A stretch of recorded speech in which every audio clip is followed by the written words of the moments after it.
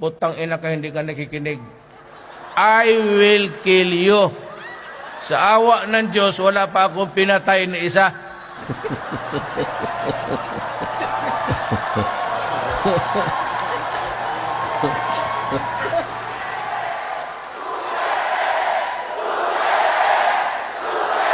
Sa Malacanang ngayon, wala na yung steak. Doon, basta niyaya kita, isang ulam, isang sabaw, isang kanin.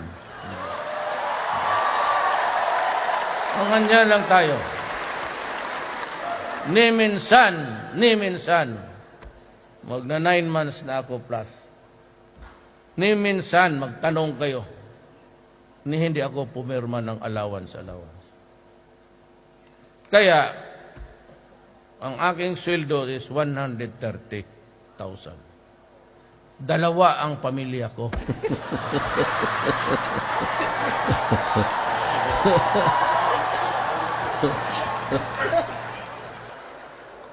Kaya ako, shoestring.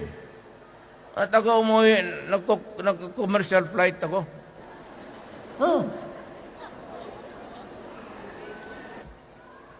Kaya lang, last to board, yung pag-board out, tapos dito ako magdaan sa likod. Kaya minsan hindi nila alam.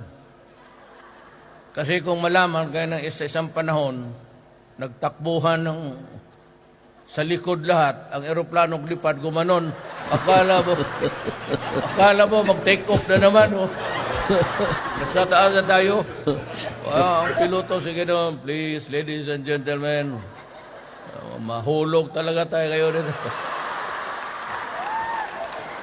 Sabi ko, okay lang kasi yung maganda doon tumabi sa akin.